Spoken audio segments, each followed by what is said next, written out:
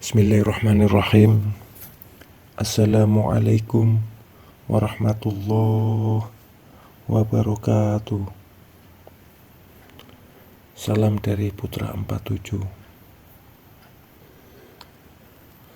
Menurut Ibnu Arabi atau Al-Khalaj tentang manusia dan Allah Subhanahu wa ta'ala, hakikat hubungan manusia dengan Allah, jikalau kita perhatikan hubungan hakikat manusia dan hakikat Allah, ia suatu hubungan yang sangat erat dan amat mesra, seolah-olah dua nama bagi menunjukkan satu wujud.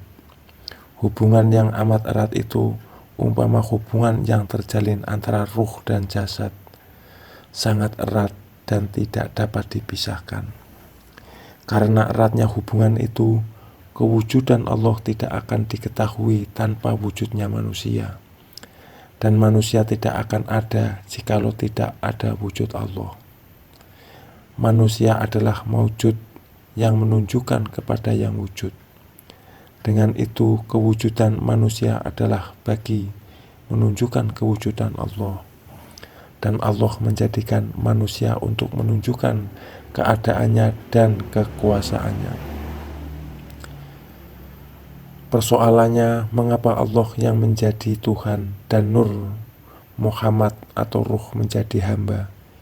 Ini karena ia telah termaktub di dalam perjanjian yang telah dibuat antara Allah dan Nur Muhammad yang mewakili sekalian ruh.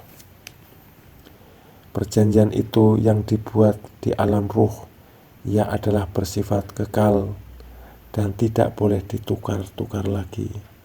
Semasa di alam ruh, ruh telah berjanji dengan Allah Subhanahu wa ta'ala, atau perjanjian antara Nurullah dan Nur Muhammad, atau perjanjian antara zat dengan sifat.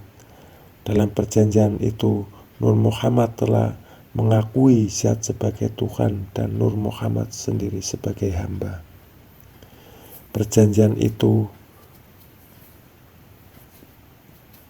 bukankah aku itu Tuhanmu? Ya, kami menjadi saksi.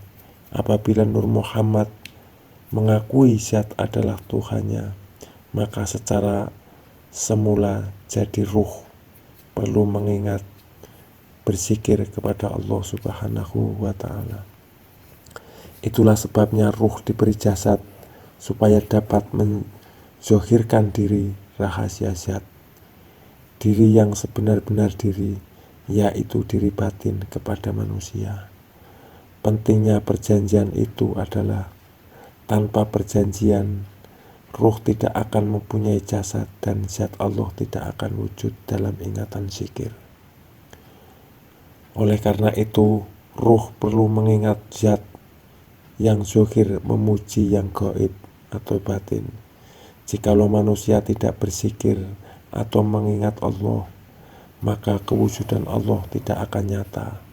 Zat akan hilang dalam kegaiban dengan begitu saja. Allah berfirman, Quran Surat Al-Baqarah ayat 152, ingatlah kamu kepadaku, niscaya aku ingat kepadamu. Berterima kasihlah kepadaku, dan jangan kamu mengkufuri nikmatku. Ya, tujuan Allah memberikan jasad kepada ruh adalah untuk mengingatkan manusia tentang zatnya, yaitu Tuhan semesta alam, dan untuk mengingatkan bahwa setiap yang wujud di dunia ini adalah berasal daripada zat Allah. Tanpa adanya diri rahasia Allah, maka kutiupkan ruhku pada manusia adalah mustahil manusia wujud seperti yang ada sekarang ini.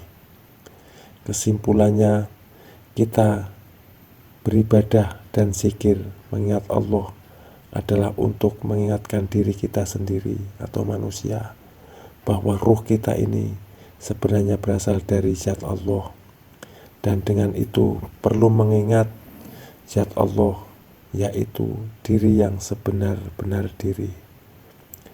Tetapi walaupun itu mencapai makam keesaan, hamba tetaplah hamba, karena Tuhan tidak suka kepada yang menyombongkan diri. Sedikit uraian tentang manusia dan Allah menurut Ibnu Arabi atau Al-Khalaj. Terima kasih sudah menonton video ini. Mudah-mudahan bermanfaat. Wassalamualaikum warahmatullahi wabarakatuh.